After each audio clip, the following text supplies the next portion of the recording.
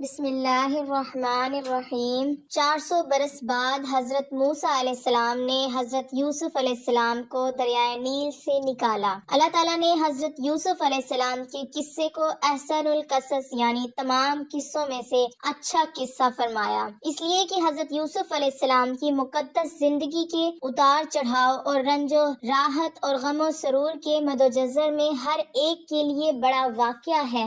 آپ کے 12 بھائی تھے، ان میں 2 حضرت یوسف علیہ السلام کے حقیقی بھائی تھے، باقی دوسری ماؤں سے تھے۔ حضرت یوسف علیہ السلام اپنے تمام بھائیوں میں سب سے زیادہ اپنے باپ کے پیارے تھے، اور چونکہ ان کی پیشانی پر نبوت کے نشان درخشاں تھے، اسی لیے حضرت یعقوب علیہ السلام ان کا بے حد احترام کرتے، ان سے انتہائی محبت فرماتے۔ 7 برس کی عمر میں حضرت یوسف علیہ السلام نے یہ خواب دیکھا کہ 11 ستارے اور چاند سورج ان کو سجدہ کر رہے ہیں۔ حضرت یوسف علیہ السلام نے جب اپنا خواب اپنے والد حضرت یعقوب علیہ السلام کو سنایا تو آپ نے ان کو منع فرمایا کہ پیارے بیٹے، خبردار تم اپنا یہ خواب اپنے بھائیوں کو مت بیان کرنا، ورنہ وہ لوگ جذبہ حسد میں تمہارے خلاف کوئی چال چل دیں گے۔ چنانچہ ایسا ہی ہوا، ان کے بھائیوں کو ان پر حسد ہونے لگا، یہاں تک کہ سب بھائیوں نے آپس میں مشورہ کیا کہ ان کو کس طرح گھر سے لے جا کر جنگل کے کنویں میں ڈال دیا جائے۔ اس منصوبے کی تکمیل کے لیے سب بھائی جمع ہو کر حضرت یعقوب علیہ السلام کے پاس گئے اور بہت اصرار کر کے شکار اور تفریح کا بہانہ بنا کر ان کو گھر سے کندھوں پر بٹھا کر لے چلے، لیکن جنگل میں جا کر دشمنی کے جوش میں ان کو زمین پر پٹخ دیا اور سب نے بہت زیادہ مارا۔ پھر ان کا کرتا اتار کر اور ہاتھ پاؤں باندھ کر گہرے اندھیرے کنویں میں ڈال دیا، لیکن فوراً ہی حضرت جبرائیل علیہ السلام نے کنویں میں تشریف لا کر ان کو غرق ہونے سے اس طرح بچا لیا کہ ان کو ایک پتھر پر بٹھا دیا جو اس کنویں میں تھا،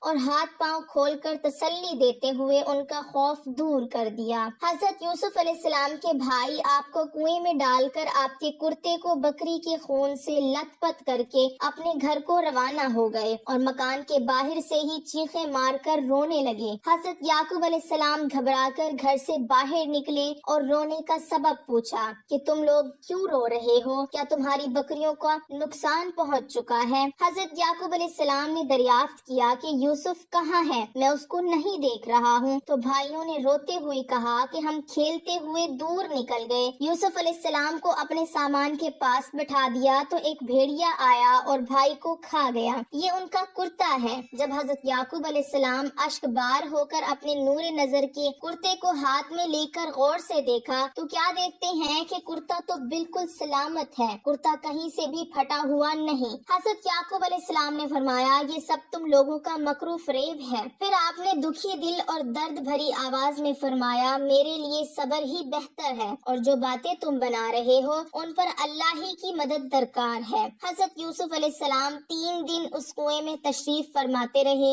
یہ کنواں کھارا تھا مگر آپ کی برکت سے اس کا پانی بہت میٹھا ہو گیا۔ اتفاق سے قافلہ مدین سے مصر جا رہا تھا، جب اس قافلے کا ایک آدمی جس کا نام مالک بن زار تھا پانی بھرنے کے لیے آیا۔ کنویں میں ڈول ڈالا تو حضرت یوسف علیہ السلام ڈول پکڑ کر لٹک گئے۔ مالک بن زار نے ڈول کھینچا تو آپ کنویں سے باہر نکل آئے۔ جب اس نے آپ کے حسن و جمال کو دیکھا تو غلام یہ کہہ کر اپنے ساتھیوں کو خوشخبری سنانے لگا، حضرت یوسف علیہ السلام کے بھائی جو اس جنگل میں روزانہ بکریاں چرایا کرتے تھے، روزانہ کنویں میں جھانک کر دیکھا کرتے تھے۔ جب ان لوگوں نے آپ کو کنویں میں نہیں دیکھا تو تلاش کرتے ہوئے قافلے کے پاس جا پہنچے اور آپ کو دیکھتے ہی کہنے لگے یہ تو ہمارا بھاگا ہوا غلام ہے جو بالکل ہی ناکارہ اور نافرمان ہے، اگر تم اس کو خریدو تو بہت ہی سستا تمہیں فروخت کر دیں گے، مگر شرط یہ ہے کہ تم لوگ اس کو یہاں سے اتنی دور لے جا کر فروخت کرنا کہ یہاں تک اس کی خبر نہ پہنچے۔ حضرت یوسف علیہ السلام بھائیوں کے خوف سے خاموش کھڑے رہے اور ایک لفظ بھی نہ بولے۔ پھر ان کے بھائیوں نے ان کو مالک بن زار کے ہاتھوں 20 درہم میں فروخت کر دیا۔ مالک بن زار نے ان کو خرید کر مصر کے بازار کا رخ کیا اور بازار میں ان کو فروخت کرنے کا اعلان کیا۔ ان دنوں مصر کا بادشاہ ریحان بن ولید عملی تھا اور اس نے اپنے وزیر اعظم تکفیر مصری کو مصر کی حکومت اور خزانے سونپ دیے تھے۔ احترام میں لوگ اس کو عزیز مصر کے خطاب سے پکارتے تھے۔ جب عزیز مصر کو معلوم ہوا کہ بازار مصر میں ایک بہت ہی خوبصورت غلام فروخت کے لیے لایا گیا ہے اور لوگ اس کی خریداری کے لیے بڑی بڑی رقمیں لے کر بازار میں جمع ہو گئے۔ تو عزیز مصر نے حضرت یوسف علیہ السلام کے وزن کے برابر سونا اور اتنی ہی چاندی اور اتنی ہی مشک اور اتنی ہی حریر دے کر خرید لیا اور گھر لے جا کر اپنی بیوی زلیخا سے کہا اس غلام کو نہایت ہی اعزاز و اکرام کے ساتھ رکھو۔ عمر 13 یا 17 برس تھی۔ زلیخا حضرت یوسف علیہ السلام کے حسن پر فریفتہ ہو گئی۔ ایک دن خوب بناؤ سنگھار کر کے تمام دروازوں کو بند کر دیا اور حضرت یوسف علیہ السلام کو تنہائی میں لبھانے لگی۔ آپ نے نعوذ باللہ کہہ کر فرمایا میں اپنے مالک عزیز مصر کے احسان کو فراموش کر کے ہرگز اس کے ساتھ کوئی خیانت نہیں کر سکتا۔ پھر جب خود زلیخا آپ کی طرف لب کی تو آپ بھاگ نکلے اور زلیخا نے دوڑ کر پیچھے سے آپ کا کرتا پکڑ لیا جو پھٹ گیا اور آپ کے پیچھے زلیخا دوڑتی ہوئی صدر دروازے پر پہنچ گئی۔ اتفاق سے ٹھیک اسی حالت میں عزیز مصر مکان میں داخل ہوا اور دونوں کو دوڑتے ہوئے دیکھ لیا۔ اس وقت زلیخا نے مکاری کی اور فوراً بولی اس غلام کی سزا یہ ہے کہ اس کو جیل خانے بھیج دیا جائے اور کوئی دوسری سخت سزا دی جائے کیونکہ اس نے تمہاری گھر والی کے ساتھ برائی کا ارادہ کیا۔ حضرت یوسف علیہ السلام نے فرمایا عزیز مصر یہ بالکل غلط بیانی کر رہی ہے، اس نے خود مجھے لبھانے کی کوشش کی، میں بھاگا تو اس نے میرا پیچھا کیا۔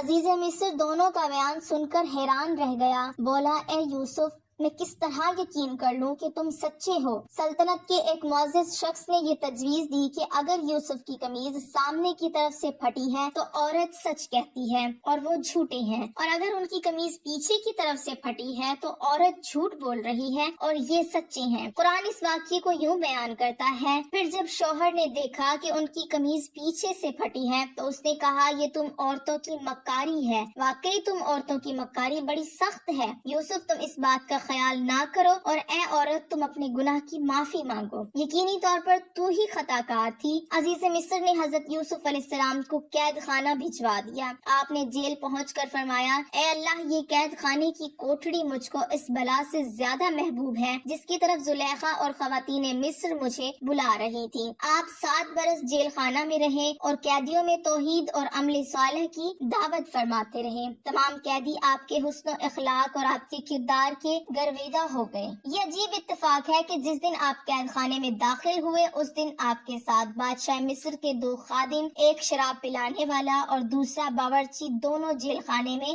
داخل ہوئے۔ دونوں پر الزام تھا کہ انہوں نے بادشاہ کے کھانے میں زہر ملایا ہے۔ ان دونوں نے جیل میں خواب دیکھا۔ دونوں نے اپنا اپنا خواب حضرت یوسف علیہ السلام سے بیان کیا، جس کی تعبیر حضرت یوسف علیہ السلام نے بیان کی جو 100% صحیح ثابت ہوئی۔ پہلے کا خواب یہ تھا کہ میں نے دیکھا ہے کہ میں شراب کا رس نچوڑ رہا ہوں۔ اس کی تعبیر حضرت یوسف علیہ السلام نے کچھ یوں بتائی کہ تم الزام سے بری ہو جاؤ گے اور دوبارہ اپنے عہدے پر بحال ہو کر اپنے مالک کو شیرہ پہناؤ گے۔ دوسرے کا خواب یہ تھا کہ میں نے دیکھا میں اپنے سر پر روٹی اٹھائے ہوئے ہوں اور اسے پرندے کھا رہے ہیں۔ حضرت یوسف علیہ السلام نے اس خواب کی تعبیر بیان کی کہ تمہیں سولی پر لٹکا دیا جائے گا اور تمہارے سر کو پرندے نوچ نوچ کر کھائیں گے۔ چنانچہ ایسا ہی ہوا، ایک ساتھی بری ہو گیا اور باورچی کو سزائے موت ہو گئی۔ قید خانے میں آپ کا نام معبر یعنی تعبیر دینے والا مشہور ہو گیا۔ اسی دوران مصر کی بادشاہ اعظم نے بھی خواب دیکھا کہ 7 موٹی تازی گائے ہیں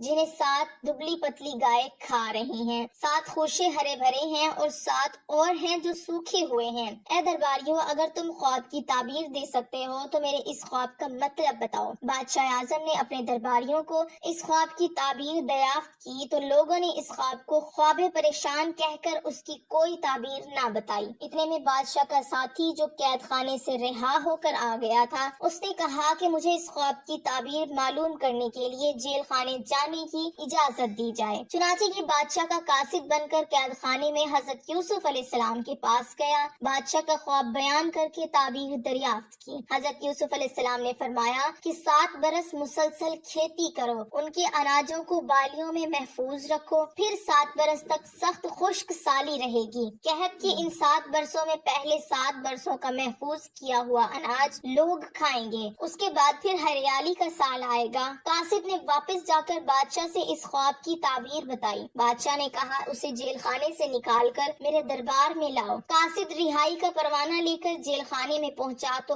آپ نے فرمایا پہلے زلیخا اور دوسری عورتوں کے ذریعے میری بے گناہی اور پاک دامنی کا اظہار کرایا جائے، اس کے بعد ہی جیل سے باہر نکلوں گا۔ چنانچہ بادشاہ نے اس کی تحقیقات کرائی تو تحقیقات کے دوران زلیخا نے اقرار کیا کہ میں نے خود ہی حضرت یوسف علیہ السلام کو پھسلایا تھا، خطا میری تھی۔ حضرت یوسف علیہ السلام سچے اور پاک دامن ہیں۔ اس کے بعد بادشاہ نے حضرت یوسف علیہ السلام کو دربار میں بلا کر کہا آپ ہمارے دربار کے معزز ہیں۔ قحط سالی کے بعد یہ مشورہ ہوا۔ حضرت یوسف علیہ السلام نے کہا آپ زمین کے خزانے کے انتظامی امور اور حفاظتی نظام کے انتظام پر میرا تقرر کر دیں، میں پورے نظام کو سنبھالوں گا۔ حضرت یوسف علیہ السلام کی وفات کے وقت آپ کی عمر 100 برس تھی۔ حضرت یوسف علیہ السلام کو سنگ مرمر لکڑی کے صندوق میں ڈال دیا گیا اور ان لوگوں نے حصول برکت کے لیے بیچوں بیچ دریائے نیل میں رکھ دیا۔ پھر 400 برس بعد حضرت موسیٰ علیہ السلام نے حضرت یوسف علیہ السلام کو دریائے نیل سے نکال کر حضرت یعقوب علیہ السلام کے پہلو مبارک ملک شام میں دفن کر دیا۔ حضرت یعقوب علیہ السلام، حضرت اسحاق علیہ السلام اور حضرت یوسف علیہ السلام کی قبر مبارک ملک شام میں ہے۔